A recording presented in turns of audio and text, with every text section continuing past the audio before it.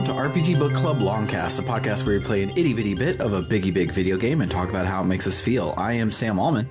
I'm David Bernard Houck. And I'm Maddie Grace Webben. And today we'll be discussing the epilogue, I guess we're going to call it, of Final Fantasy XIII-2, which covers the DLC episodes, mostly the Lightning one, that's the important one, plus any important side quest stuff that Maddie played that me and Bernard did not. Yeah. There isn't very much actual stuff, so I think we should have time for me to share some pretty neat stuff with you all. Nice. But before we get started on that, our top 3 thingies of the week is our top 3 pieces of video game hardware. Oh, right. You told me ahead of time, and then I immediately forgot that you said it, and then didn't spend any time thinking about it. Someone else go first, we please. told you like 5 minutes ago, literally. It's okay that you haven't spent time thinking about it. We didn't think about it until we got on the call. I have my first one. I'm still working on my other 2, but I will kick us off. So, if you were active in like Halo LAN party circles, I only have to say half of this, and you'll know exactly what I mean. But the Logitech Xbox controller for the original Xbox is far and away my favorite controller to ever hold in my hand. They made one for the PS2 I don't think I ever as had well. one of those, even though I played lots of Halo.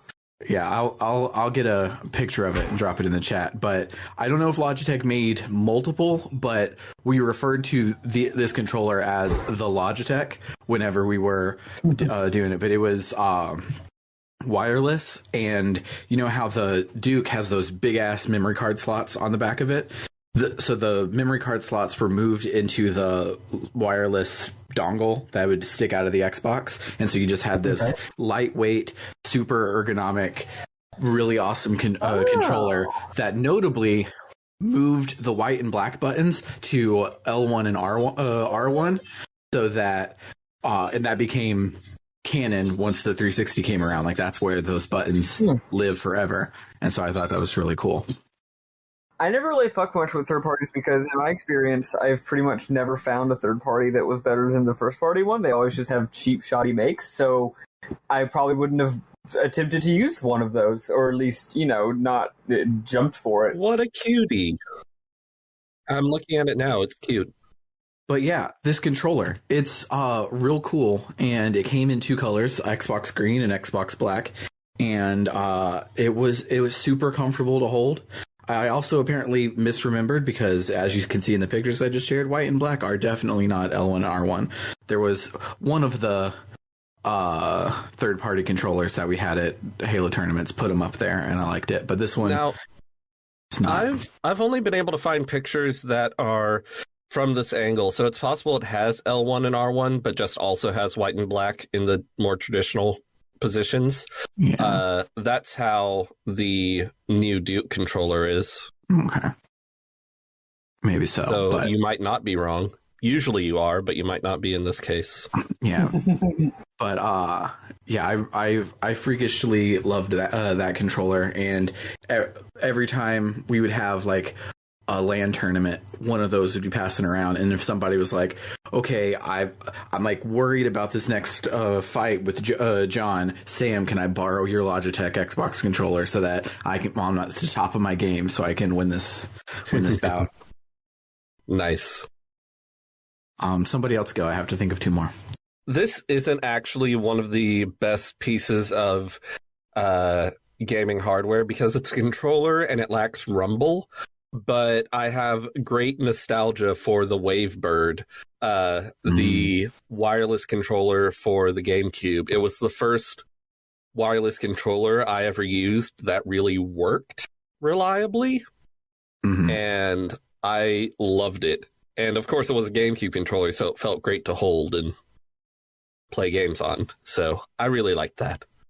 Yeah, I never had a Wavebird, but I really wanted it. And I was watching a My Life in Gaming episode the other day. Shout outs to them on YouTube. They're fantastic. Their videos feel like unwrapped from Food Network, but it's all for gaming stuff. And they usually look at like deep dives. Like the one I'm talking about, they went through every first party Nintendo, Sega, Sony, and Microsoft controller and like each iteration on it. And so when they were talking about the Wavebird, they mentioned most of its technology for like wireless and all that stuff is the basis for every wireless controller since then. Like it changed the game in a whole lot of ways, which is fantastic. All I knew is that it worked, and like you could like have your controller like under a blanket even, and it would work, and that blew my mind. What about you, Maddie? Have you thought of one? Yeah, I've got one. Listeners of the pod might know because I've yelled about it before. And I am going to limit this to only things that I'll say owned or at least used a decent bit. So I'm not going to be like, oh, the fucking Sega Mark II because it's fucking beautiful. No, I simply would like to have a Sega Mark II one day.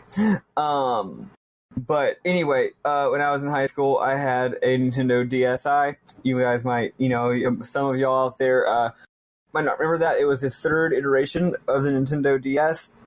The first was the disgusting, weird-looking one.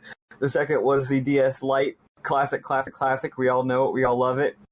And the DSi was a weird little experiment that came out pretty late in the life cycle of it.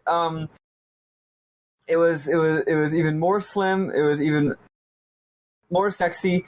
It didn't have a GBA slot, which was a big knock on it for pretty obvious reasons. But on the other hand, it was cool in other ways. And for me, it was special not just because it's goated, but also because it was the first game console, portable game console that I'd owned in a very, very, very, very, very, very, very long time. Because when I was a kid, my eyesight was getting really, really bad, and the doctor said it was because you're squinting at that damn Game Boy all day. So my parents said I can't squint at that damn Game Boy all day anymore. So in between OG brick Game Boy and DSi, I never played any portable games, which was a lot, except for occasional emulation or whatever. So I was really excited to get my DS, and I decided to get the DSi, even knowing of its drawbacks. And the I comes from the fact that it was also the first. It was the first Nintendo console with an eShop. So it was a little experiment, right? A little experiment before WiiWare or whatever. I don't actually remember if it had ports. I don't think it had a virtual console. No, it just had. It was just DSiWare eShop games. DSiWare. It had some good shit on there. There was some good shit on DSiWare that never got released on anywhere else. Mostly the one that's about cutting cardboard boxes at a cardboard box factory. That's a great game.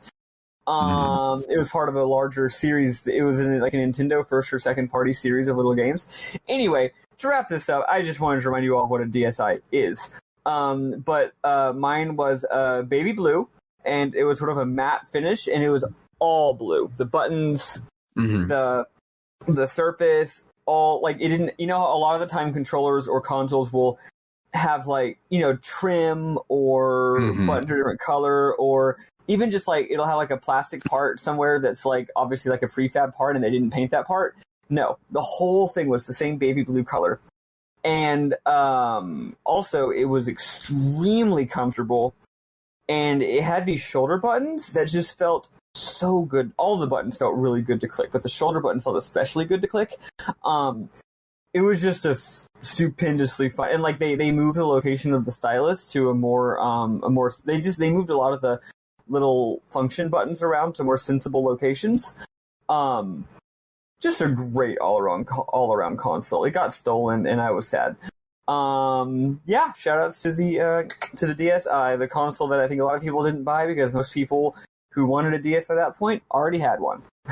Yep. Sounds about right. So another one that I want to shout out is the Game Boy Micro.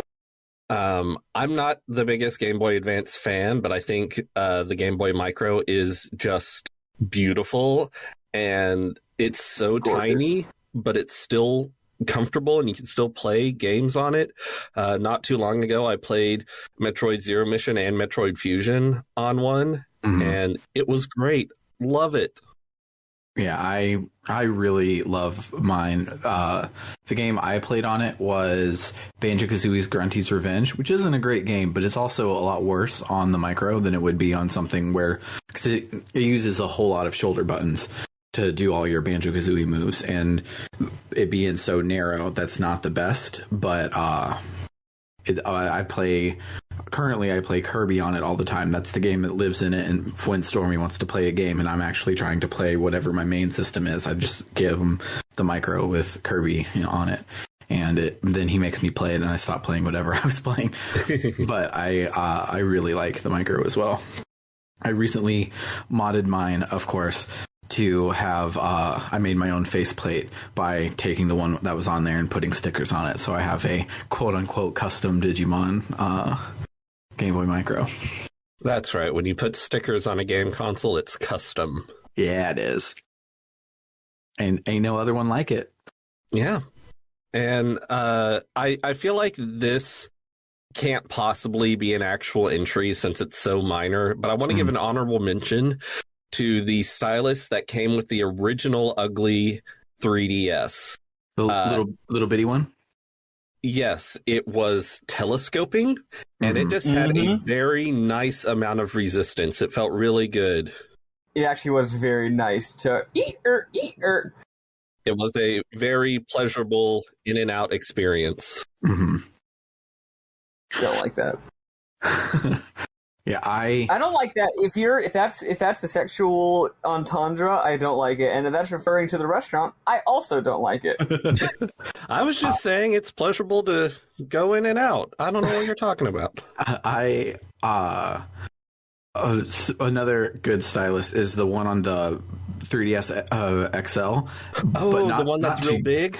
Yeah, not necessarily to use, but it's in the right spot for your middle finger while you're playing. So like on loading screens, you pop it out with your middle finger, you spin it around with your thumb, and you push it right back in. And that's a great. Right. Let's fucking go. That's a great little fidget while you're waiting for your game to load. I highly recommend.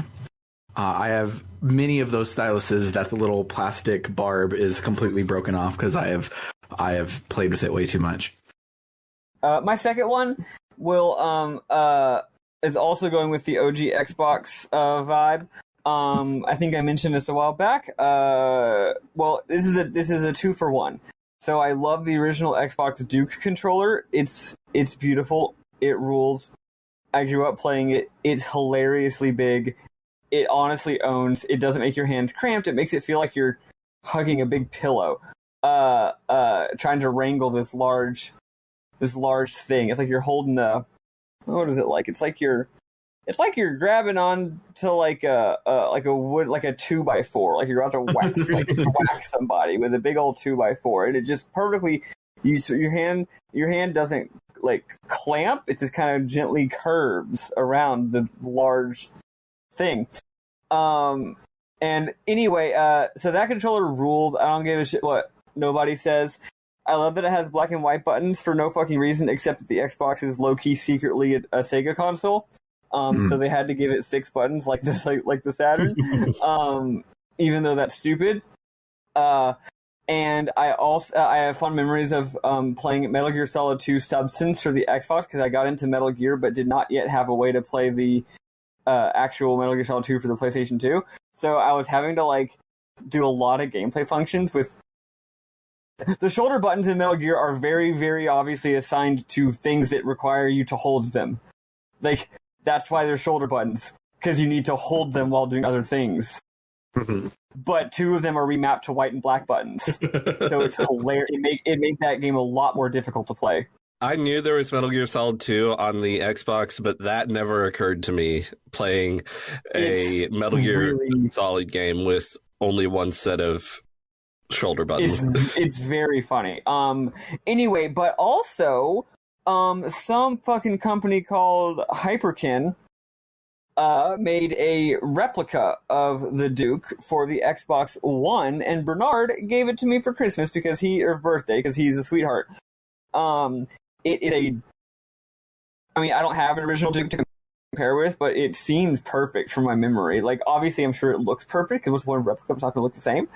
But I also do think that it feels exactly the same. Like, the triggers might have a little bit less resistance and play than the originals, but the originals had an insane amount. Like, the degrees of swing that the original triggers had were so much. So if they reduced it a little bit, I understand.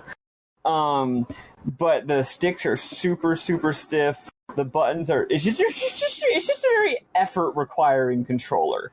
And I like it. They doubled the white and black button.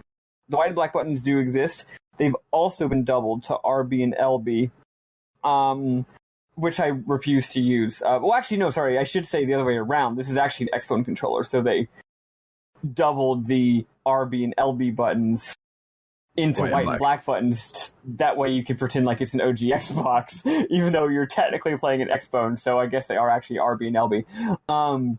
But so far, the only game I've played with that actually even uses those buttons at all, even a little bit, is Halo. Because every other game I've played is an RPG that uses like 3 buttons. So yeah, that thing rules. Both. Oh, and they did make a modification to it. Obviously, the start and select buttons now are the hamburger menu button and the 2 little squares button, because that's how shit is now, which bugs. They don't even have names. It annoys me. Honestly, better than the options button and the trackpad.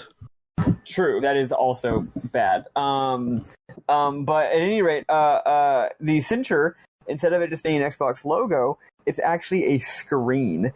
And every time I'm going to do it right now. Every time you push in the little screen, which is the home button function, it literally plays the Xbox console open screen with the little, like, test tube with the green goop in it that then turns into the Xbox logo. It plays that on the controller every time you push that button.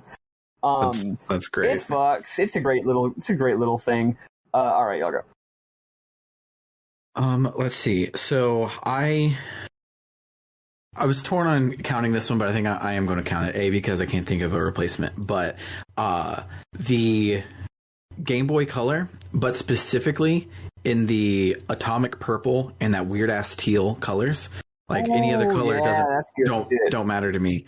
The teal one specifically was my personal Game Boy Color, because we had an atomic purple one first, and it got lost in one of our mini moves. And then in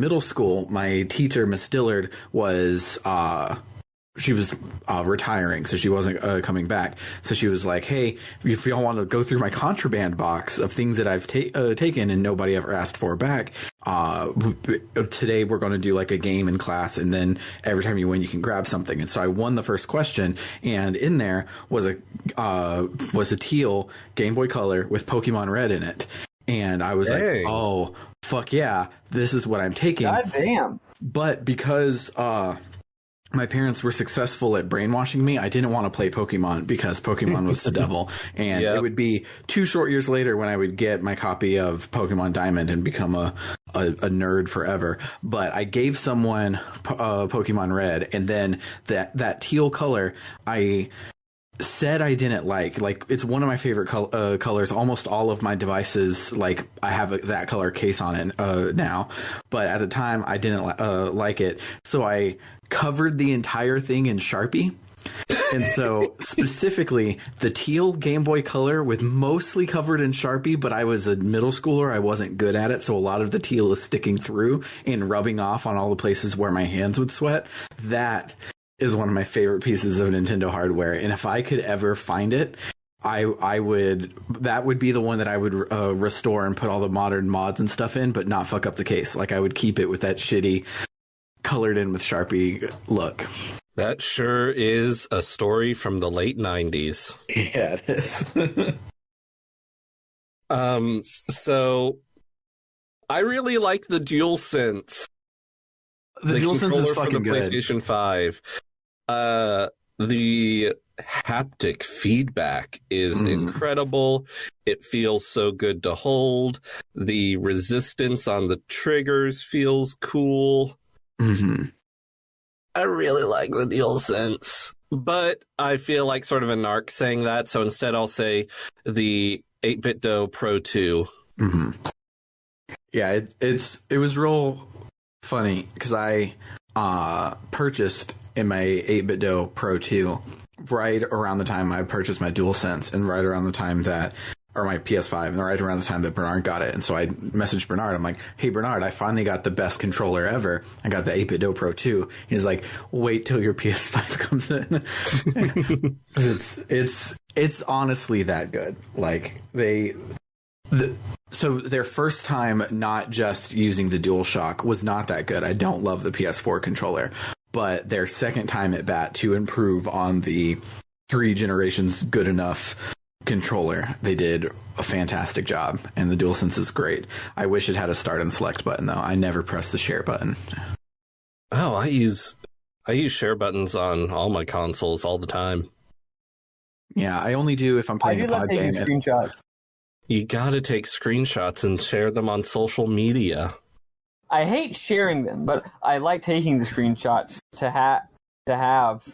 You know, I always hit the button and then back out when it asks me if I want to post it. So I have to shout out something cool Sony did. They finally made it so that when you take a screenshot or a video, it sends it to the PlayStation app so you can just get it on your phone quick and easy. And you don't have to post it through the interface on the PlayStation. I love that so much. Xbox, of course, had been doing that for a while because Xbox is cooler. But Sony started doing it too. Nintendo, you have to, to get it on your phone, you have to, scan a QR code and then connect to a Wi-Fi being sent from your Switch. It's weird. That is weird. I think I'm due for one more, and I think I'm going to give it to the Xbox 360 Slim, specifically the R2-D2 one.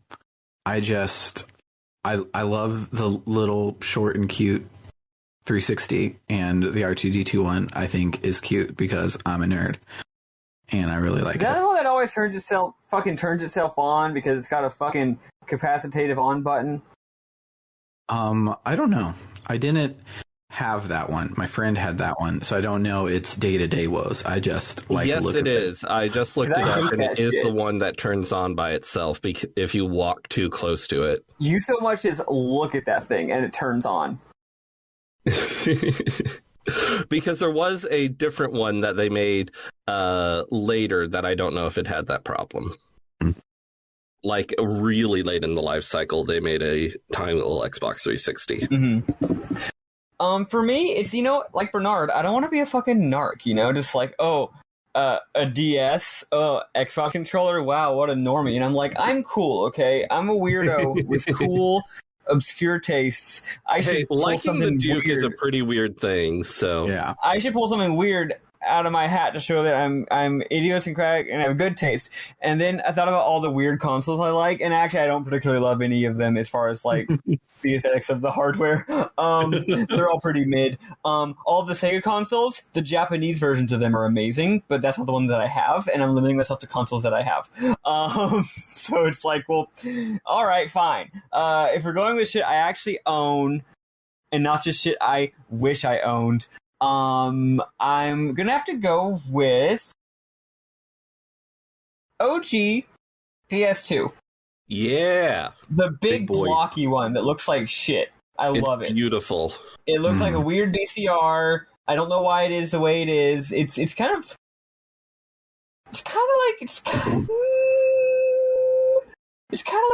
mid-century modern. It's got some fucking who's the really famous American architect? Probably Frank Lloyd Wright. Frank Lloyd Wright. Yeah, it's some Frank Lloyd Wright shit. It's got this weird I just named the only architect I know. He's the most other than Art Vandelay. He is deservedly one of the most famous architects of all time. I took one class in architecture and then also did some self-learning on the subject, and he deserves every bit of his fame because he's a genius. Anyway, yeah, no, it looks kind of like something he would design. But a little different. But yeah, I don't know. It's weird. It's got a motorized CD tray, which is always a bad idea. It's weird that it's got the on-off switch on the back, and then the front is just the fucking sleep. Which I guess nowadays that's very typical for most game consoles, but at the time that was weird, and I still think it's weird. I don't know why we do that. Why can't shit just turn off anymore? You can't even call it Final Fantasy III anymore. You can't even turn your game consoles off anymore. But yeah, no, shout outs to that thing. It's good. Also, I want to give an honorable anti-mention. I cared a lot more about this, actually, is saying the dishonorable mention to the PS3 controller. Ugh. That shit sucks. It What if a does. PS2 controller felt like it weighed 1 ounce and had no hardware inside of it, so it just feels cheap? The original 6-axis didn't even have rumble. Now, I never used that. I have the DualShock 3, but it still sucks. The DualShock 1, 2, and 3 all have really bad joysticks. The way they move is weird. They don't feel good to move. To move around. The buttons or whatever. Fucking shoulder buttons are like whatever. PS3 tried to do that thing where they're like these weird little half triggers, and your finger always fucking falls off of them. Yeah. And worse is you'll set your you'll be watching a Blu-ray disc, the selling point of the console, and you'll set your controller down on the coffee table, and it will bump those triggers and fast forward your movie and fuck up everything. Yep, that's right, because it's because they were trying to like copy how the Xbox had the triggers instead of shoulder buttons, and they're like, oh, that's a good idea because of shooters, but then they like half-assed it. Well, they made it convex instead of concave for some reason. Bernard, I remember you always had these little plastic add-ons that turned them into functional controllers. The thing sucks, you clip them onto the trigger and your finger wouldn't slip off. And the worst thing about it is I probably have the most nostalgia for those controllers of any controller in my entire life, but it's like a dark nostalgia. Because due to the PS3 model that I owned being the initial run that was hardware backwards compatible with both PS1 and PS2 games, the vast majority of my video game playing in my entire life has been on a fucking PS3, playing PS1 and PS2 games on that fucking controller. Now you might say, but Maddie Grace, maybe there's some good third-party controller you could have been using this entire time instead of just bitching constantly. Shut the fuck up. Why would I buy another controller? That's money. This thing came with the console. It would be wasteful not to use it. Also, we didn't really start getting lots of really great third-party controller options until like the PS4 era. Yeah, most third-party controllers aren't good. Also, I even used it for my computer because it was one of the few game console controllers of the time, especially back in the day, that was easy to get working on a computer. I mean, easy. Like some fans had to make like a fucking hack like tool, but like you could actually get it. Use it as a Bluetooth controller for your computer. Nowadays, that's easy. Every controller does that like on purpose. But at the time, they didn't. And I didn't want to buy a PC controller. Also, most PC controllers were dog shit. So that was also what I used to play a lot of emulated shit. My old friend, my beloved comrade who's been with me through thick and thin, fuck you, I hate the goddamn PS3 controller. It sucks. So my honorable mention is similar, not as a dishonorable mention, but you mentioned how your fat PS3 was a PS1, a PS2, and a PS3 all in hardware. So you had to play a lot of stuff on it. Shout outs to both the Vita and the Wii U. So the Vita, to value add, they just included a PSP on the chip, and the PSP famously is perfectly hardware compatible with the PS1. So a Vita is a PS1, a PSP, and a Vita all on quote-unquote original hardware, which is dope. The Vita rules. I love the Vita. And Vita means life. And the Wii U is the same thing. For backwards compatibility, they put a Wii inside of it, and a Wii is just a GameCube. So if you mod your Wii U, you get quote unquote original hardware. You have to get the GameCube controller adapter. The classic controller, GameCube controller, doesn't have analog triggers, so that sucks. But besides that, you get original hardware for GameCube and Wii and Wii U, which is pretty fantastic. Yeah, so, that was pretty goated. Now that I think about it. Yeah, love one-stop shops. But yeah, I think everybody said plenty. So let's start talking about other shit instead. and talk about the DLC for this game.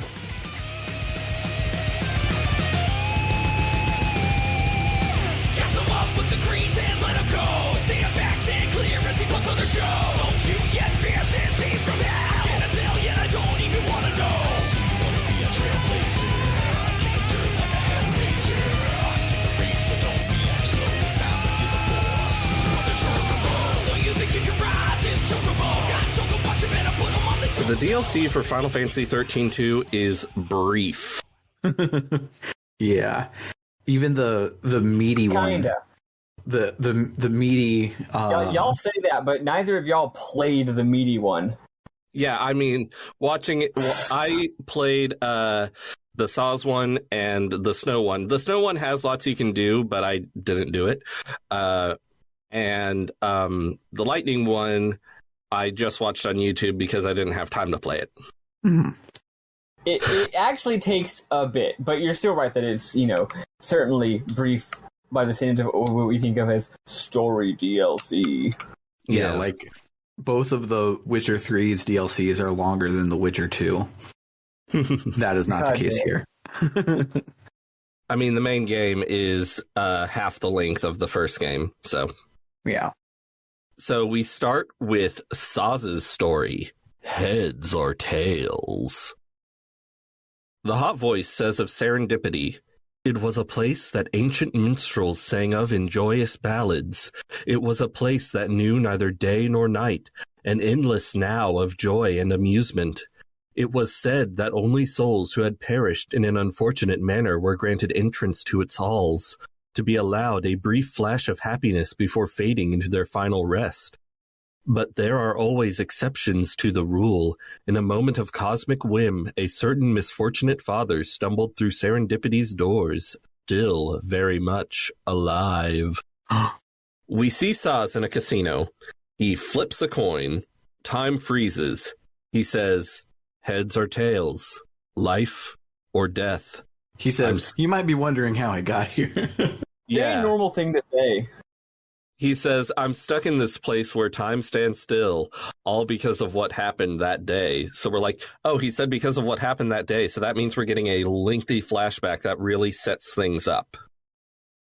No. We see Saz flying an airship with Dodge. Dodge ominously says something's coming. A portal opens in the sky and the airship gets sucked in. That's it. That's what happened that day. Back in the casino, time is still frozen. The owner approaches Saz. We know he's the owner because that's what his name says on the subtitles. Saz asks where he is and if he's alive. The owner says Saz is no longer alive, but that does not mean he is dead. There are two possible futures for him, life and death. Saz is like, okay, where's Dodge? The owner says it's possible he's here, and it's possible he's not. Saz must gamble and win the possibilities he wishes to see manifest. He must win the possibility of reunion. Now, at this point, Saz has seen enough Final Fantasy XIII shit that he just sort of goes along with it. Yep, he's like, all right. Time starts again, and the owner disappears. Saz catches the coin. He flips it, catches it on the back of his hand, and looks. It lands on Chocobo? The baby Chocobo shows up and has Your a silly voice got reunion fucking scene with deep Saz. fried. What? What did you say, Matty Grace? When you said that, you said it loud enough that your mic distorted. Seriously, what's the fucking word? I'm a music person. What's the word for that? Whatever. Peaked? Anyway, but yeah, peaked. But I called it deep fried because that's funny. Anyway, the UI tells us, to be reunited with Dodge, Saz will need to amass a number of possibility warping items known as fortune medals. As no medals can be earned at the slot machines, the fastest way to collect them is at the card tables. Gather as many fortune medals as possible to ensure a future where Saz and Dodge can meet again. So we play a bunch of poker. This is very elaborately done poker. I really like it. Yeah, I liked it once I figured out how to manipulate the AI. Is it by going all in every single round? I didn't go all in, but I just basically raised constantly. So here's the thing. I found out. So it's poker, and a big part of poker is bluffing and reading your opponents, and both Saz and the opponents like are constantly talking and have like dialogue lines of like saying like or sure, I'll try that, and like the idea is supposed to be reading it. It's actually very, very cool. But I saw on a guide that if you go all in, every time you win a round by going all in, you get a free fortune coin for that. There's lots of things in the game that'll give you a bonus coin. It's like, oh, you were bold, or oh, you had your first streak, or it's like you get little bonus fortune coins for this or that. So yeah, you get a fortune coin for winning by going all in. And if you know how poker works, if and it is Texas Hold'em, by the way, as God intended. Naturally. So as you grab your first, you get dealt your 2 cards, haven't even had the flop yet, and you're just like, all in. And what a normal person would do in this situation is fucking fold in it, probably, most likely, because I'm not going to fucking waste all in on, I'll just lose 5 coins. It's no big fucking deal. And then you win because everyone folds, and you do that 15 times and then you're done. It's great. I played the game more, but yeah, I was still manipulating the AI pretty much. Yeah, one thing that's really clever, actually, I noticed the all-in is much more likely to push people out if you are on the higher buy-in. Because on the higher buy-in, the little and big blinds are 50 and 100, whereas of course, all-in is like 10,000 coins. Whereas with the small buy-in, all-in is only 1,000 coins. So that's, and also you play against different opponents. So it's like, oh, when there's way higher stakes because you're betting 10 times as much money, people are going to be more cautious and more likely to not match you. I thought that was a cool little thing. But yeah, that's all you do. Yeah. There's also another mini game that's insanely complicated. I didn't play it. Oh man, I was rules. like, I could learn how to do this other gambling mini game, or I could play more Texas Hold'em. It's called like Chrono Cross or some shit. You play cards to move a clock face, which of course has 13 positions. Because not only the Final Fantasy 13, but also there's 13 different things a card can say, which is an interesting synergy there. You move a clock face around, and if you play the same number, the higher number wins. So you want to make your card win so that you get to move the hand, but also the amount the hand moves is the number on your card. And then wherever it lands, everyone has to put a coin in that spot. So then as you proceed through the game, there's more and more coins on the board. And then if you land it somewhere, you get it's honestly really cool, but also it's a lot slower to accumulate coins, even if you're not like cheating. Like even like just playing poker normal style is way faster. I'm glad I played poker. Yeah. I kind of liked it though. I'm glad that I watched Zyback TV's video entitled FF13-2 Saz Heads or Tails DLC parentheses story only close parentheses. Nice, and it's like 11 minutes long. Yeah, it is. After winning a bunch of fortune medals, Saz talks to the owner, who says some shit about the world conforming to Saz's desires. Daj appears, but after their reunion, the owner uses cryptic riddles to tell Saz the world is going to end. The owner summons a ton of coins, which all land tails up, and Saz and Daj are like, whoa, that's freaky. The owner says the possibility of the coins landing heads up is gone from this world. Saz is like, whatever, I'm gonna fight for the future. Point me where I'm needed. I don't know what I'm gonna do, but I'm gonna do it. The owner's like, what do you intend to do? And Saz is like, I don't know. Saz grabs a coin and flips it. It lands on heads. there is still some hope left. Zaz and Dodge step into a space-time distortion, presumably getting sent somewhere/when they can meet up with Hope. That's it for the Zaz DLC. That's it. Oh, well, you forgot there's one more thing, Bernard. And then a little notification pops up on your screen that says, you obtained Saz. And now you have Saz in your monsters thing and can use him like a little Pokemon. He's a synergist. I haven't actually used him because I haven't had a need for a monster to be a synergist. If I want to be a synergist, I defeat myself. And also, like, there wasn't that much of the game left to play. But just FYI, he's fucking incredible. You know why? Did you look at him? No. Because he learns fucking Faith and Brave, which, other than him, do not appear in this game. Nice. Because, you know, in the original game, that was just one of the spells you would always use to raise your attack and your magic. In this game, Noel and Sarah don't learn it. I'm sure some other monsters maybe do too, but so Saz having those, also he ends up getting Faithga and Bravega. He also gets all the, like, the in fire, in water, in wind, like the one where it adds elemental attacks to weapons, also, which you don't get in this game. So, yeah, he rules. Nice. Nope. Time for Snow's story, Perpetual Battlefield. Damn, I didn't realize they put Metal Gear Solid 4 in this game. The hot voice says of Colosseum, it is said that the arena was created in preparation for the day of reckoning. Mighty warriors from every age gather, combatants risen from the grave and given temporary souls, all clashing in glorious, never-ending battle. Only one law governs this place. The weak serve the strong. We see a very ridiculous scene where the Arbiter of Time announces the entrances of opponents as Snow and Lightning face down a ton of enemies, including Final Fantasy Classics, Ultros, and Gilgamesh, along with minor 13-1 characters Nabat and Amadar. I loved this. I was working out so hard when Gilgamesh and Ultros showed up. Just FYI, the music is Battle from the Big Bridge from Final Fantasy V.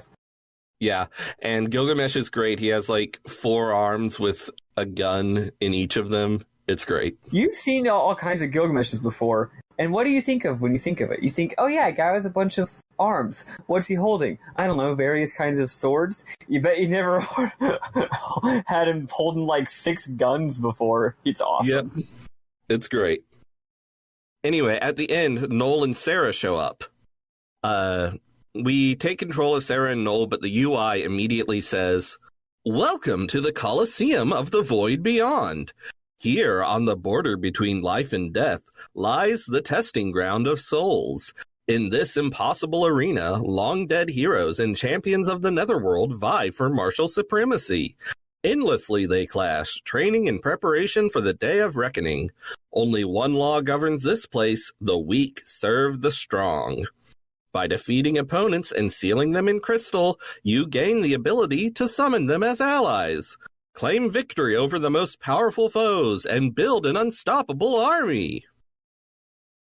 So, there are a lot of optional super hard fights. I do like 2 of them, but I'm sure not doing all of them. So I look up on YouTube to see if anything interesting happens after you beat them all. Short answer, no. Long answer, the final fight is against Snow. The lightning that we saw in the intro was some sort of imitation, but apparently this is the real Snow. After the fight, it turns out Snow is stuck in the Colosseum and can't come with Noel and Sarah. Sarah says she'll come back for him after they're done saving the world. And they don't talk about the fact that he's a l'Cie, and I'm like, that plotline Totally never really went anywhere. Wait, hold on. When I did it, Snow was the very first fight, and he annihilated me, so I didn't play anymore. I mean, I think you can play the fights in any order. When I talked to the guy, all he gave me was one option, and it was Snow. Oh, I had them all available to me. Weird! Well, whatever. Anyway, Snow fucking annihilated me. I think you're supposed to do Snow last, so... That would make the same. Why would it only offer you Snow? It only showed Snow, I swear to God. That's you know weird. what? I got the game open right now. I'm gonna go check. Maybe I'm just extremely stupid. I mean, I am, but maybe that is being relevant right now. While you check, I'll talk about Lightning's story, Requiem of the Goddess. Let's go. The hot voice says of Valhalla, both hope and the future are slowly eroded. Caius plans to use the chaotic energy released upon the deaths of countless people to bring the flow of time to a grinding halt. As Sarah and Noel fight to save mankind, another battle is taking place on the distant shores of Valhalla. In a world where life and death are indistinguishable, Lightning and Caius lead their armies against each other in violent struggle. Who will emerge the victor? We see Lightning fighting Caius. She wonders if her prayer will ever reach Sarah, and if she can make things right. Caius says shit about how time will cease to exist or whatever. As they fight, Caius suddenly disappears, replaced by Sarah, who appears to be having a vision. Lightning has a vision of Sarah's death. The Sarah in Valhalla is motionless and transparent. Caius appears behind Lightning while she's distracted and slices her. She's knocked back and collapses. Caius walks up to her and raises his sword above her, but before he brings it down, Lightning is engulfed in darkness. The screen fades to black, and we hear Caius say that he totally killed Lightning. Yep. We see Lightning again. Caius isn't there anymore. She struggles to her feet. She sees Sarah suspended by wisps of darkness in front of the crystal throne. Yule's voice says, "Your sister, she isn't the same as us, and so she is with us, always with us. Until time is destroyed, she will sleep with us. Oh my. When the world ends, she will end with us." Lightning's like, "Let her go." Black tears drip from Sarah's eyes like she's Mads Mikkelsen.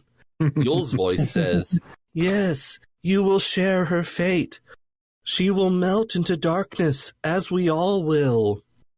Yule starts creepy laughing, and magic shit starts happening around Sarah. Sarah disappears, and Caius descends from the sky. He and Lightning fight again. Maddie Grace, how's this fight? Yo, okay, so this shit rules. I feel like they were getting a little game design with it. This is clearly some kind of experimental thing. Maybe they were trying out some ideas that they wanted to develop later in FF13-3. I don't know, but remember how last week we went on about how it's funny how they very clearly just added in the whole Pokemon thing because you need to have a third party member because this game's battle system doesn't work with only two party members, or with only one.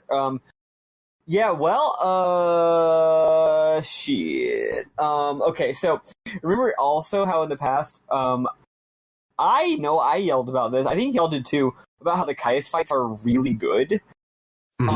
Because you're fighting just a guy who does paradigm shifts and has similar mechanics to you. That's always fun in games that have good mechanics. Yeah, so this is a one-on-one fight between Lightning and Caius, and it rules. So here's how it works. It's not really a different game mechanic. It really is pretty much the same game, but the way it works is it's just one battle. Well, it's got two phases actually, but it's just one battle, but it's meant to be played over and over. So Lightning starts off as level 1, and whether you win or lose after the battle's over, you get experience points. And I do think you get more based on like how far you got in the battle, how much health you took off of him, how long you survived, whatever. And you level up, and then you get level 2, level 3, level 4. And as you get more levels, the highest is level 10, you get more abilities and more jobs you can shift into and stuff like that. So you learn how the mechanics work and get better and better. So when you first start off, all you can be is... so first of all, there's no healer. The only way to heal is with a potion, and you have a limited number of potions. You have, I think, 5 potions and 1 elixir. So that's just how the game is. So you got to be real smart. But don't worry. If you recall, in this game, you may have ended the game with Noel having, 3,000 health or something. Lightning starts off with, 4,500, and by the time you beat this thing, she's going to have, 50,000 health. Or, no, 300,000 health. It's funny. So anyway, your three, you start off with three. You start off with, I forget what they're called. Okay, they're called like knight and mage and shit. Okay, but whatever. You start with one that's basically commando, and then one that is basically you have one commando and two ravagers. It's weird.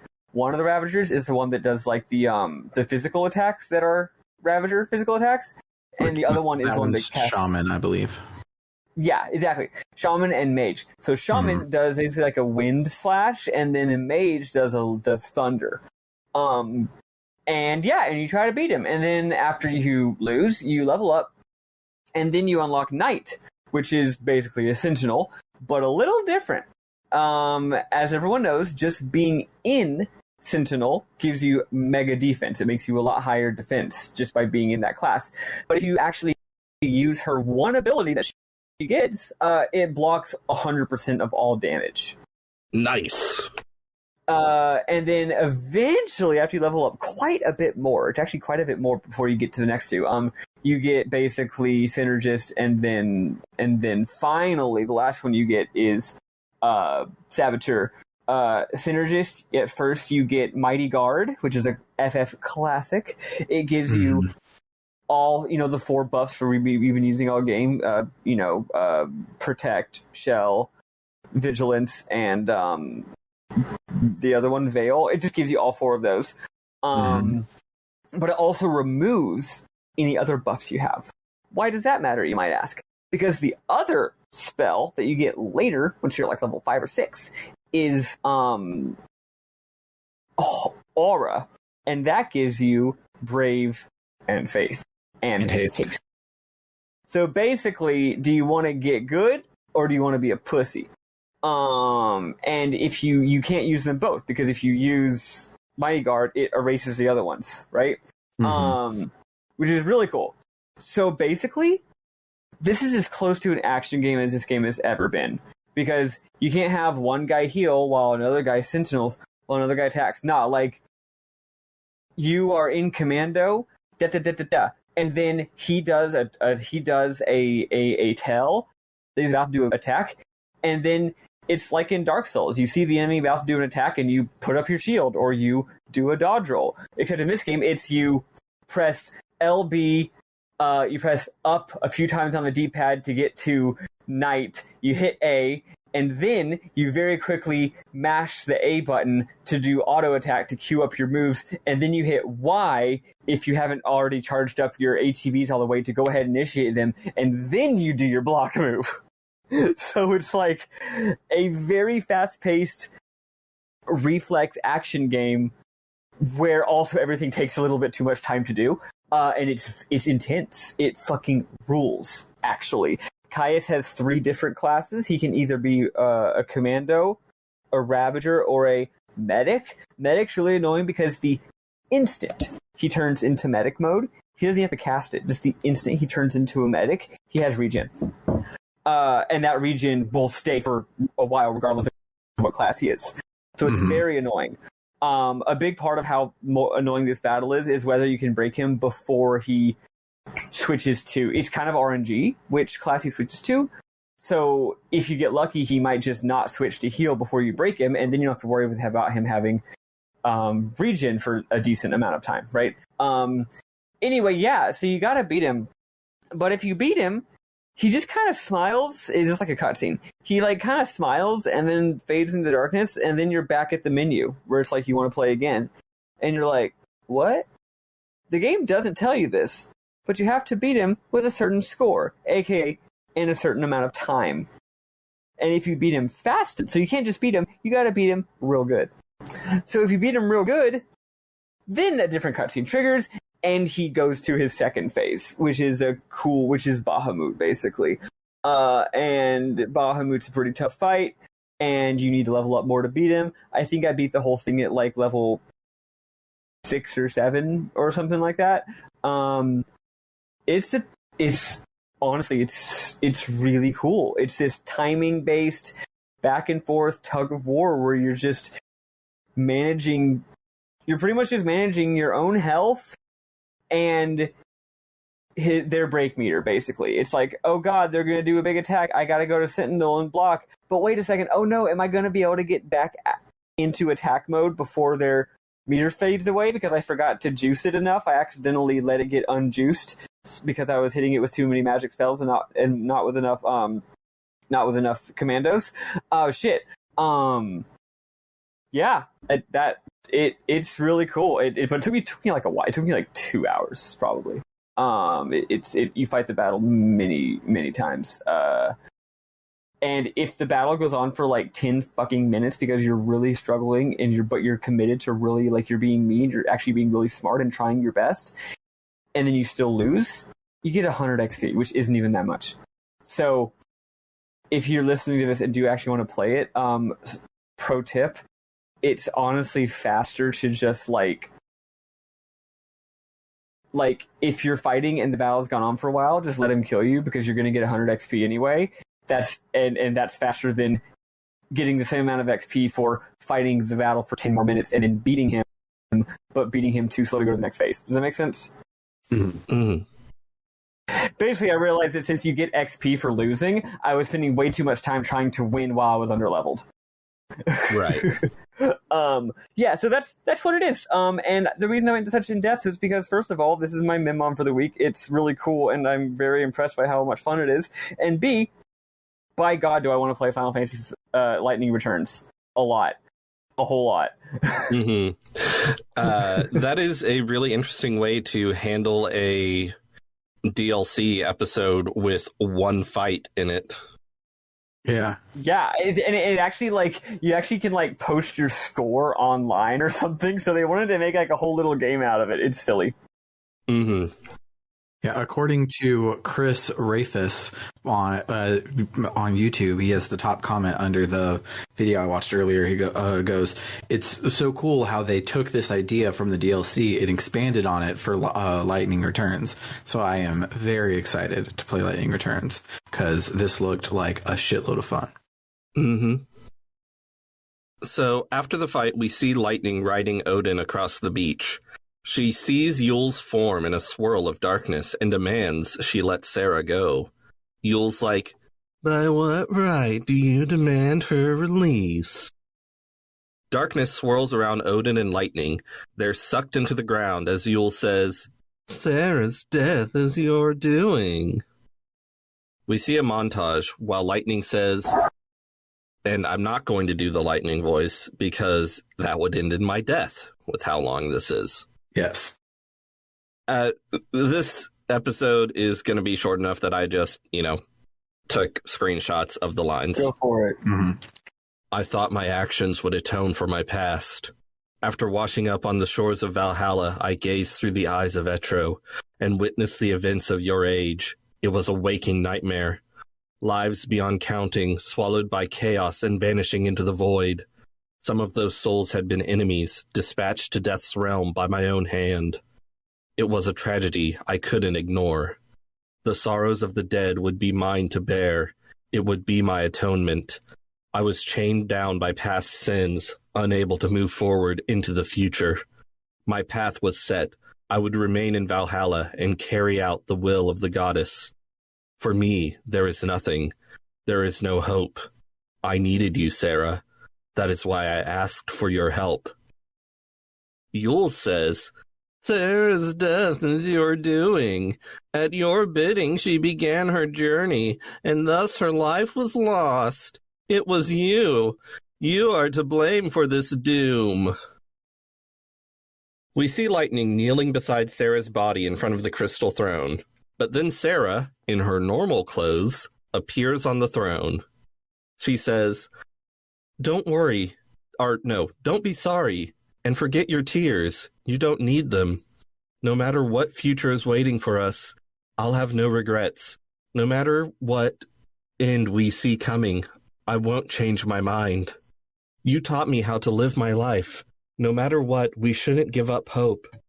I believe in you. You'll keep the future of this world safe. So it's okay. I don't mind if I'm gone. I have no regrets. None at all. I chose to start my journey because I wanted to see you again. But there was a reason I decided to keep going. It was a promise I made to myself. It's okay, Lightning. Sarah is engulfed in darkness as Lightning runs towards her. We see the sisters floating through a white void, holding on to each other. Sarah says, "When Cocoon fell, and you seemed to just disappear, everyone was so sure. They said that you were gone, that you were dead. But not me. I just knew. I knew that you were alive somewhere, and I'd find you eventually. I never gave up hope. And now here we are. Just keep me in your thoughts. Remember me, and we'll see each other again. No matter what happens to me, even if I vanish from this world, don't forget me. Promise me, Lightning. Promise you'll remember me." Lightning stands alone before the crystal throne. Stairs appear leading up to the seat. Lightning climbs them. She voiceovers, "I'll never forget. I promised you that. Even if I stand to lose everything, I'll preserve your memory for the tomorrows yet to be. Come what may, I could breathe my last breath and the world be crumbling into oblivion. There are ways to keep a thought alive, and I know one that works for sure. Indestructible crystal. Even in the sea of chaos, it never loses its shine. I will become an eternal epitaph. Your memory will survive for eternity within a crystal tomb. This shall be my legacy, my atonement, but most of all, my final fantasy." Final hope. "These thoughts that live within my heart, they will endure the passing of eons. If they can one day be the light that guides Sarah's soul back to me, if we can laugh together just one more time, well, then I'll have nothing left to wish for." The end. The end.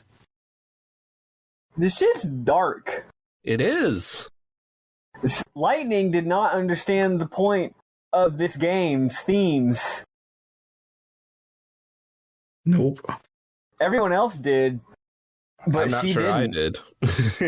And it fucked me up. Sarah is like, "Hey, guess what, Lightning? Me, and also Saz, and also the world, and also Noel, and also everyone in this game," because it's actually a very thematically consistent game, it turns out, both on a personal and macro political cosmic level, understands that when you're in a transition, but basically when you're in a liminal space, when you're in a fucking interregnum or whatever, you have to be able to move on. It's more complicated than that, but it's basically different interrogations of that concept.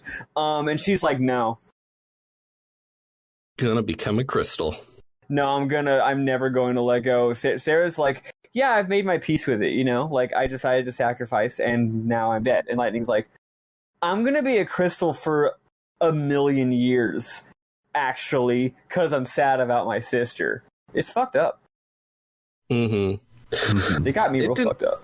It didn't affect me as much because things were sort of getting so weird and abstract. Basically, everything that takes place in Valhalla is so weird and abstract to me that I check out a little bit, which I don't recall ever really happening too much for me in Final Fantasy XIII-1, which is maybe why I like it more. It definitely is a lot more abstract. But me and my GF talked a lot about how the themes of the game really crystallized, I think, actually. Just like Lightning. When we played this DLC. And yeah, it just has to do with our relationship to the past. Like, I don't know. But it's not all the same, though. Like, some people have to get over their past, like kind of a trauma. Some people, it's more like you have to understand the past. It's like you have to correctly understand what it is that happened. A big part of this game is understanding what the fuck happened. Another part of it is having the courage to move into the future. That was Saz's thing, right? He's like, yeah, I could live in this time compression FF8 zone where my son is here, but there's no future. This was also Caius's thing. But he's like, no, I'm going to move into a future where good or bad things can happen. He has that great line where he's like, bad luck is still luck, which is really funny. That's a very Saz thing to say. Yeah. So every character has this different relationship. Like, a different purgatory that they're in, and the world is in a purgatory, and all of them have to do whatever internal work is needed to find their way out of it, and Lightning just absolutely refuses to. Which I'm guessing it's because she hasn't had her character arc yet, because that's the next game. I actually didn't finish reading everything Lightning said. Oh, I thought that was it. It sounded so Final Fantasy. Yeah, it sounded Final, and I have a series of screenshots, and it sounded really Final, and the screenshot under that one is all black with just the subtitles, so I didn't see the subtitles because I didn't scroll so far enough, so I thought that was it. Oh, so you did it. Okay, I wasn't. Okay, at least it makes sense that I misunderstood you then. But it is mostly just a bunch of nonsense. The only interesting thing, really, I think, is that she mentions the slumbering god bearing witness to an eternal dream, who is named Bunavelza. Oh. And she also mentions that Etro is the goddess drowning in a sea of chaos. Yeah, it turns out, I also learned this by looking at some fragment lore. Bunavelza is like the ultimate god of the entire game. Not the one that we murdered, though, a different one. You wouldn't know that until literally hearing the word one time during the game's ending. But yeah, certain fragments do make tell of Bunavelza, and I think we're going to learn more about it in the next game, so that's cool. I guess Hope knew something about that. Mm-hmm. I wonder if we'll attack and dethrone Bunavelza. Hope so. So I think it's time we move on to memorable moments. Maddie Grace. Oh, wait, no. Maddie Grace, you want to talk about some side quests, don't you? Yeah, I just want to give y'all some updates because there's a lot of side quests in this game, and it seems like I was mostly playing the ones that y'all didn't, so I want to tell you about them. So actually, I'm in a bad spot right now. I just thought maybe if I just idly ran around some areas and tried to find fragments, I could find more cute things to share with y'all. So last game I was on, what's it called? Data log duty. I was going to be on fragment duty this time, but I think you'll forgive me because I did spend a lot of time and effort doing all these side quests. Mm-hmm. So my side quest duty, I think, excuses me from fragment duty. Anyway, so there's a bunch of little bitty side quests in this game, a lot of which are quite interesting and cool. A lot of which are pretty cool, but some of them come in giant chains, right? For example, there's the whole area. Where is it? The Vile Peaks. There's 2 different Vile Peakses that have a quest that revolves hopping back and forth between each one. The cool thing is you don't get to one of them from the other. You have to find a hidden gate in 2 different locations to get to 2 different Vile Peakses, and you need to get both of them. Otherwise, you can't finish out the quest. The Vile Peaks is the more boring of the 2, so I'll just very briefly go over it. You go to the Vile Peaks, which is, remember, a place from the previous game, and you learn that basically it's just some scary place, and in their quest to rebuild the world, there was like an expeditionary force sent to investigate this place and see what's just going on there. But then like a big giant fucking vortex or something happened, like a big paradox, and it sucked them in, and it crashed, and these guys have been missing ever since. And they've tried sending like recon, but the recon never reports back. So these guys are just MIA. So we go to check it out. And we end up finding a soldier guy. And the soldier guy gives us a big quest, which is find all the other soldier guys. Turns out that they got thrown across the timeline. So some of the soldier guys are in that timeline, and the other soldier guys are in the other one. So you hop back and forth quite a bit. Eventually find out there's this big monster. Lightning shows up in kind of a weird way that was confusing, and the monster ends up being like Dark Odin. I didn't totally get it, but overall you find all the guys, you resolve the paradox, everyone's happy. But there is one cool thing about it, which is that it turns out that these guys are all Lightning's old unit. And we even run into that. No, wait, no, we don't. We get a flashback of him. That guy who was like her superior officer, that guy that we liked so much. Yeah, Amadar. I only remember his name because he showed up in the right. There's a flashback of him here, and it's cute. but he's referenced as well, but he's not one of the guys that we find. But the cute thing is, one of the guys who makes us go and do some quests, his name is Blitz, and his call sign is Blitz, and he makes us go find his buddy Thunder. And after that, you realize, it's one of those things where the player might realize it first, and then the game explains it later, that Blitz and Thunder are different words that are the same thing as lightning, essentially. I know Thunder and lightning aren't literally the same, but you know what I mean. Like, Blitz means, like, lightning in German. Turns out these guys named themselves after lightning with their call signs because she was such an inspiration to them. And then they give a big speech about how all 6 of them, they all love lightning so much, and she was so awesome. She inspired all of them to be good people and to like fight to save others and all this shit. It's just a really sweet, heartwarming little story. Then Sad shows up randomly and says, "What's up?" And then he leaves. He's like, "Yeah, I'm currently trapped in a casino trying to save my son, but like, you know, here's some items." I don't know. It's not much, but I like the thing about Lightning's team naming themselves after her. The other one is much more interesting. It is the Brescia... No, sorry. It's the... You go to the Brescia ruins, and you find a portal to a different Brescia ruins, and then it also involves the Yasha's Massif. So, there's a few different Yasha's Massifs that, again, require different gates to go to. And if you go there, we've already been there like a couple fucking times. That's where Hope is, as a reminder. Yasha's Massif is where Hope is. That, like, cave area with the ancient ruins. You go there, and things are looking shitty again. And now, there's these giant red screaming orbs that are floating everywhere. Mm-hmm. Like, really big. Like, imagine, like, probably like 8, 9, 10 feet tall. These giant spheres that are like blood red and black, like pulsing with just a dark energy. And literally, as you get closer to them, you hear just extremely loud, like, cries from the abyss.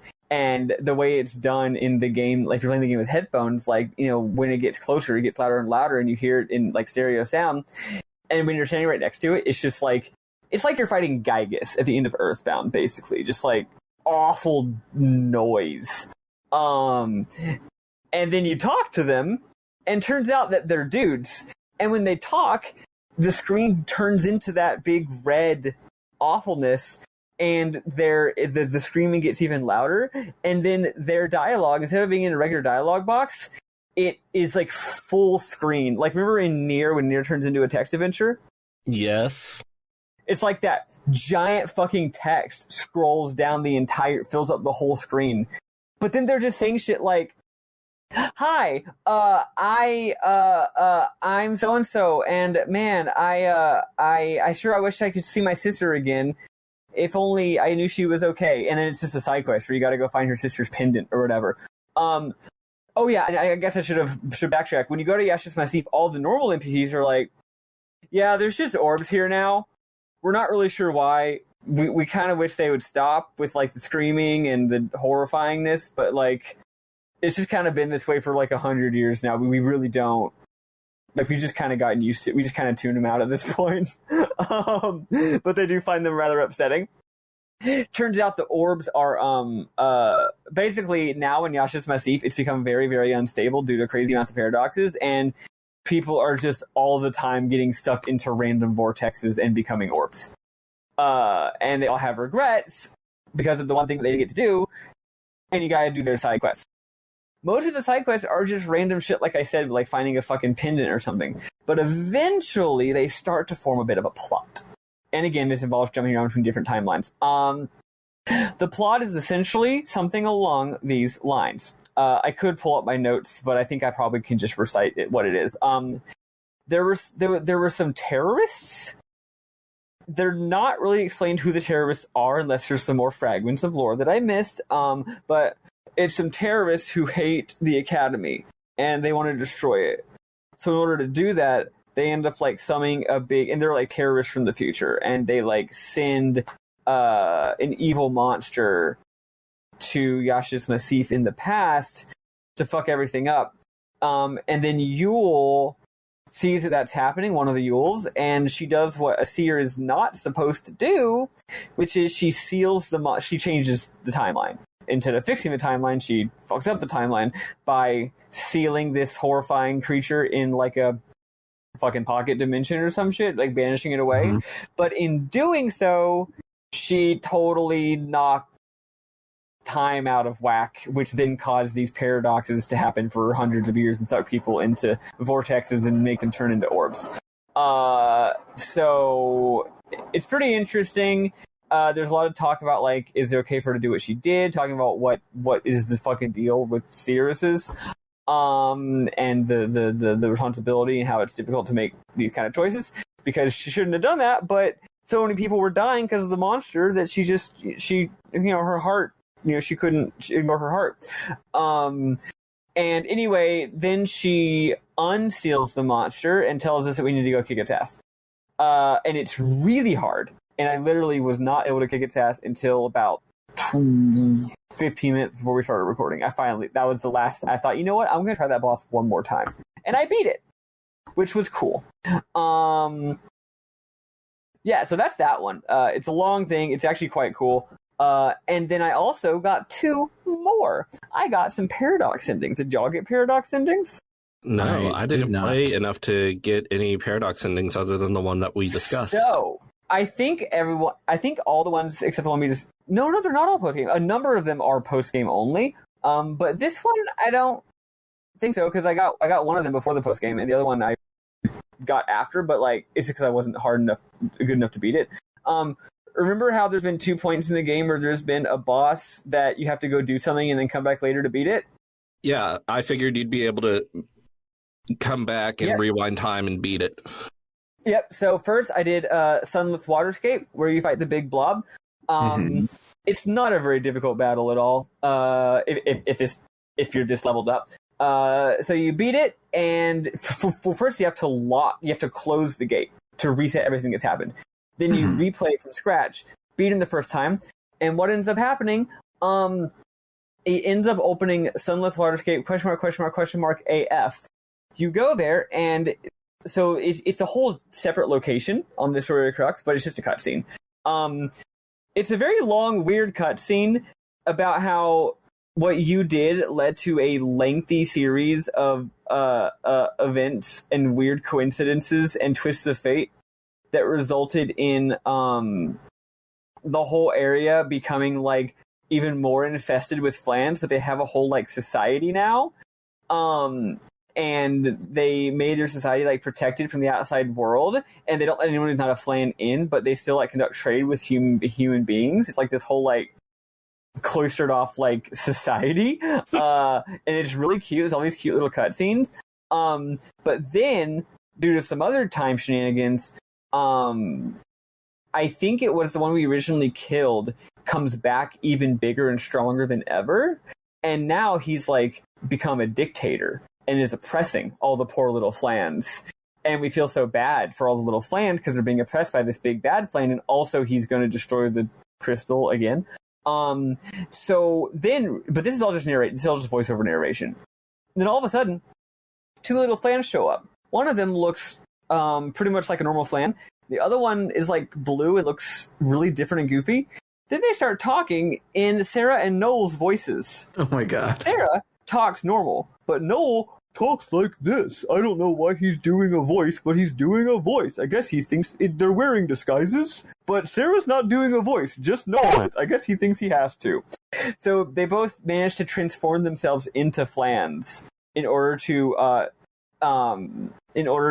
sneak in, and apparently they're going to feed the King Flan a poison meal that will kill it. But all they're saying is like, yeah, we're going to go poison it, and then it's like the end.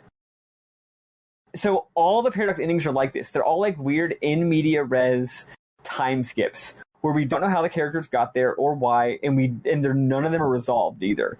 So they're just like, we're going to go use poison.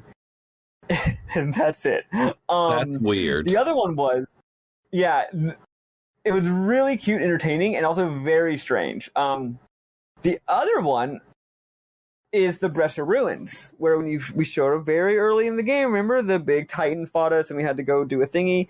Well, I fight it. That is a very... Oh, I lied earlier. Beating that quest in Yasha's Massif was not the last thing I did. This was the last thing I did. So I fought the Titan. Very difficult fight.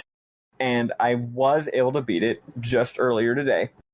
And the outcome of that one is, because you managed to defeat the Titan without actually resolving the paradox, it doesn't go well. And then you get a lot of actually really important lore about the actual plot of the game that hadn't been shared before. I thought this was like a consequence of what we did, but it's not. This is just the game's lore, okay? So I'll just read it word for word, actually. Not word for word, it's not that much, but I'll paraphrase certain parts of it by reading certain screenshots word for word, is what I meant to say. Okay, yeah. So basically, time is going by, the crystal's about to fall, right? Everyone's like, oh no, Cocoon's gonna fall. And then everyone's like, what are we gonna do? How are we gonna do it? And this is all Noel narrating.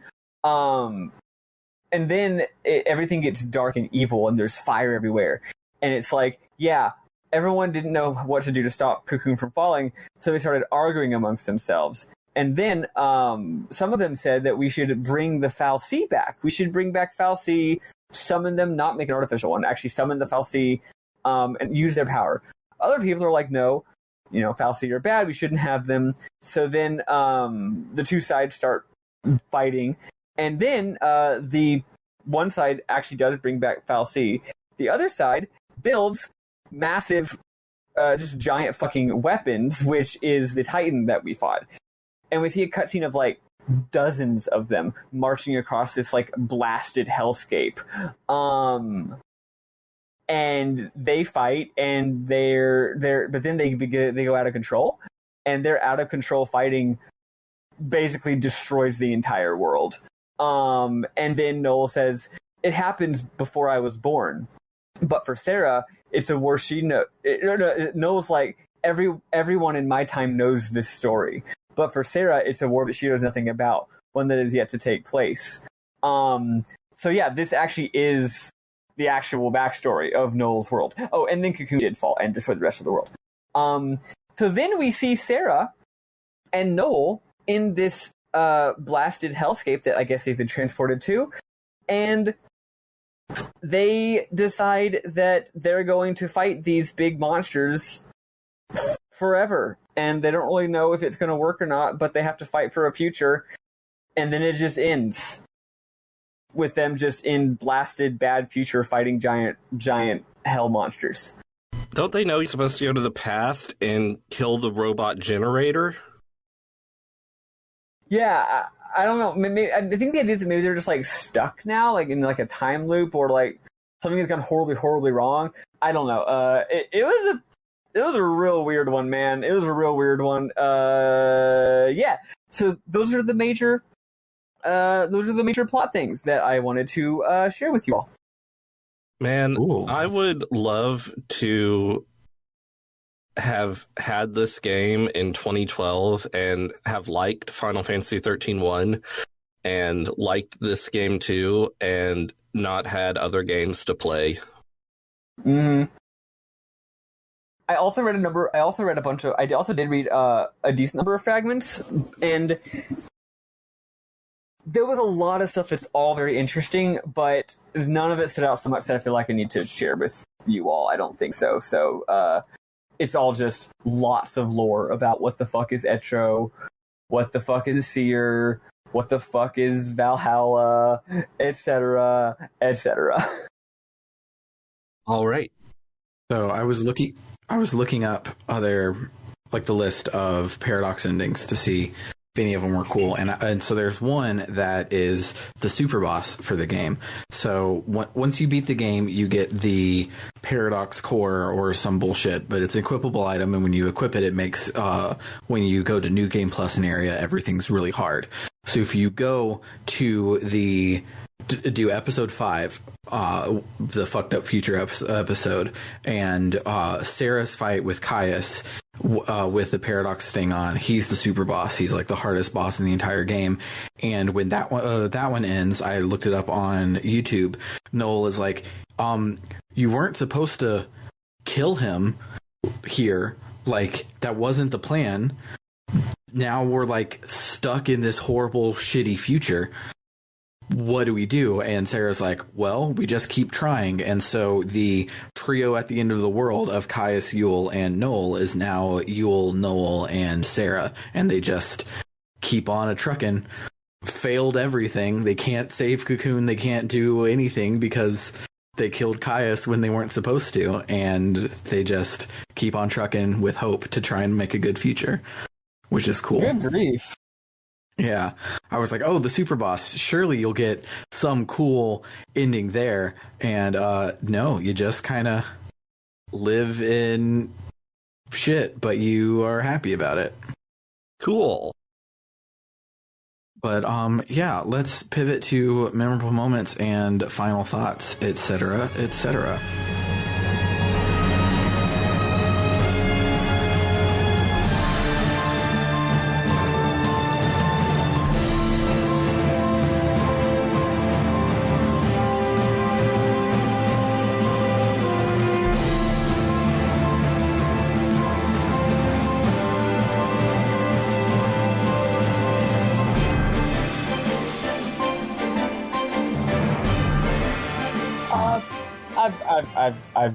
I've got enough. I mean, I've already said enough at this point, I think.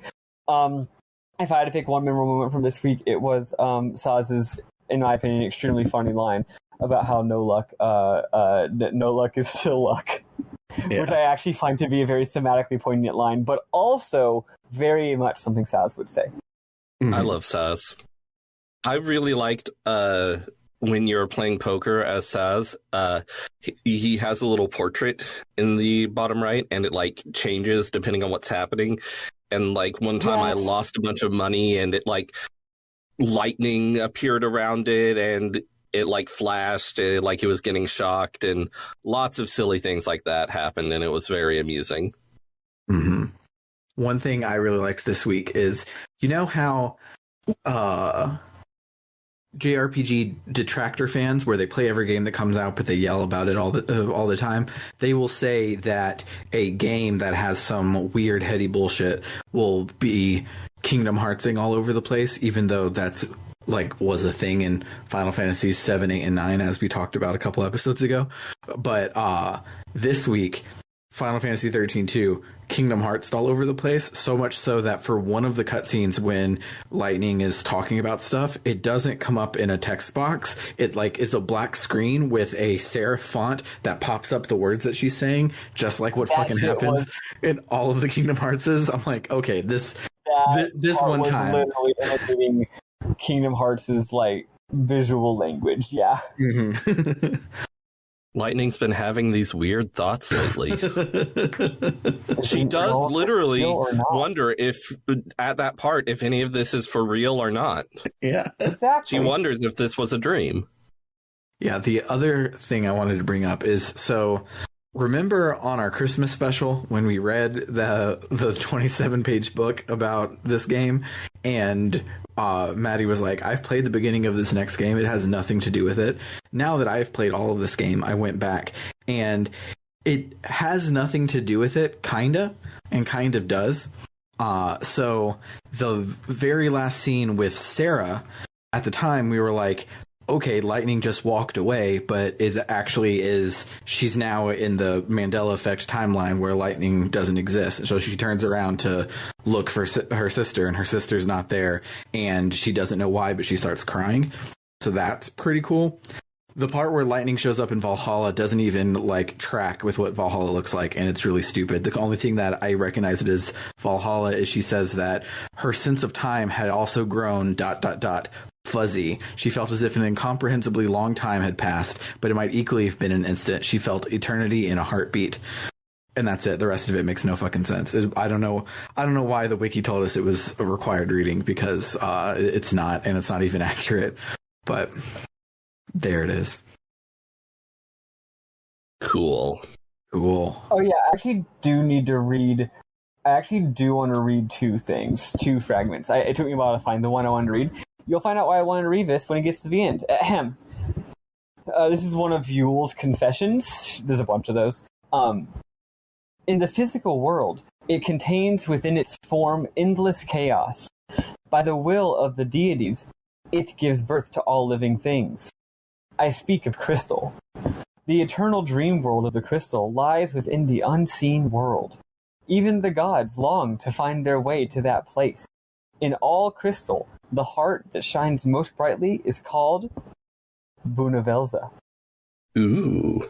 So that's the one reference to Bunavelza in the rest of the game. And then the second one I wanted to read, and this I think goes along with the dialogue that we've heard about how like all humans are granted like a spirit, and how that spirit is what gives us makes the world. You know, that's what gives us the future, the possibility to change, because humans have a spirit. But there's actually a lot here that makes it seem like chaos, aka not lowercase chaos, but capital C chaos, the actual plot concept of chaos that's consuming the world or whatever, is the same thing as the human spirit. The ability to, you know, exert will on the world, metaphysically, the human soul, that extra spark is also the element of chaos. Anyway, so this Yule Confession is titled Lindsay's Desire, which is weird because the name Lindsay doesn't show up in it, and I don't know who that is. Anyway, the part of humans we call soul is a gift of the goddess. In all our hearts flickers a small piece of the chaos of Valhalla. From Valhalla, you can see every age, every timeline. I see the future because Valhalla lives in my heart. The Eyes of Etro is not a unique gift reserved for the special. Every human who claims a soul can gaze into the future. So that's cool. That's some arrival shit and or Protestant shit. Dope. I just thought those were relevant enough to understanding what the fuck the game is about that I read them. We've been talking about crystals so much. I'm trying to find the sound clip of Charles Martinet saying "a crystal" in Super Mario Advance because it's the funniest fucking thing, but I can't find it. Rip. R.I.P. Oh, Sam, Just remind me to message you what song you should put before the Mim Moms this week, because I do know the song. It's a song that plays sometime during Lightning's thing, and it's like the most Hamauzu to ever Hamauzu. He's coming in with his little fucking gay-ass chords, and it's like in 5 or some shit. Anyway, I know the name of it. It's on my... I wrote it down, so I'll send you the link to that song, because it's one we should use, because it's super good. And that's my other Mim Mom, is that song's really good. I'm editing the show now. Well, then, Bernard, my Mim Mom is that song's really good. Okay. Send me the name of the song so that I can use it. Yeah. We did all of the... Let's go! Here I come! Here I go! I'm moving now! Bravo! Crystal! Gotcha! There we go. There it is. Why did he say crystal?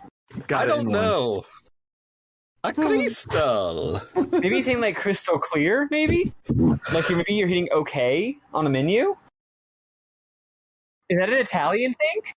I thought of it because my favorite streamer, apart from Maddie Grace, who streams all the time, of course, was talking about it. And she hypothesized that it happened, quote, when you get Birdo's crystal. And I don't remember Birdo having a crystal, but maybe... I'm sorry, can Mario summon monsters? Yes, Mario can summon Birdo in battle after defeating Birdo. Only if RNG allows him to get the Birdo crystal. Of course. Cristo! Anywho, yeah, let's stop talking about this game so that we can all go play Lightning Returns. Let's see if it's finished downloading. Let's see.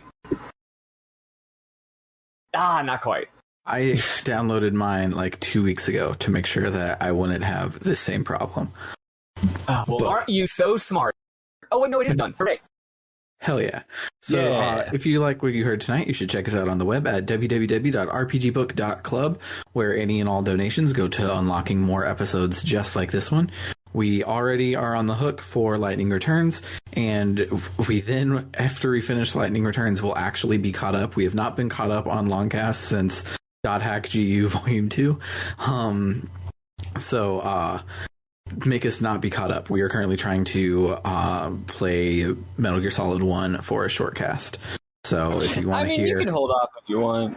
Yeah, you can hold off if you really want to, but if you're holding like $500 in your hand right now and are just waiting to punch that fucking donate button, which would somehow donate the money that's in your hand, just wait like 3 weeks and then do it. Yeah, let's say go ahead and do it. Unlock Metal Gear Solid. Then give us some time to take a break before Dragon Quest VII, the next LongCast. Yes, please. Yes, please. But as all of our listeners are aware, they hate us and never want to do the things we ask. So surely Carr is going to listen to this episode next week, and then he is going to donate just to fuck us, because it's not the first time that's happened. But if that sounds like something you want to do, you can go and donate. We now have tiers on the Ko-Fi. So we have the Gadabout tier, which is if you donate any amount of money, you get all of the stuff that we had before. Then we have a $5 tier, which is the Warrior tier. And those, we will shout out your name at the end of every episode, which I just realized that was a thing, and I'm pulling that up right now.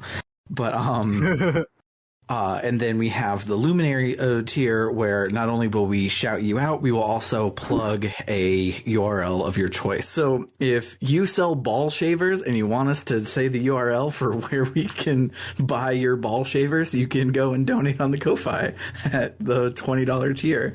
But if you sell dick pills, or if you sell sports betting websites, or if you sell mattresses, really good mattresses, or if you sell like really expensive travel luggage, or if you sell those belt buckles that are also a multi-tool, if you sell soap but for men. I have not heard those. I listen to different podcasts than y'all do.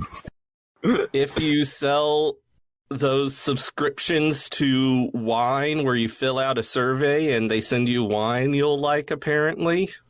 Mm-hmm. If you just so happen to be the number one, the most popular source of audiobooks, with a bigger library than any other website, and you can subscribe now to get one free audiobook. If that happens to be your business, go to subscribe on the Ko-Fi. Want to shout out our warriors before we wrap up for the day. So special thanks to Vimk and to Jfro Prime and to Eli Bergmoss. I meant to ask him how to pronounce his name, and I did not do that. Shout outs to Doho, and of course shout outs to our good friend Tuxedo Ken. Thanks all of y'all for donating, and if you want us to butcher your name like I did Eli's, this is not Sailor Eli, this is a different Eli. That's why I don't know how to pronounce it. So if you want us to butcher your name, you can head on over to www.rpgbook.club. But that will do it for this week for RPG Book Club Longcast. I have been Sam Allman. I'm David Bernard Houck. And I'm Matty Grace Clevin. See you when Lightning returns. Probably like pretty soon. Probably. Final Fantasy XIII. Bye.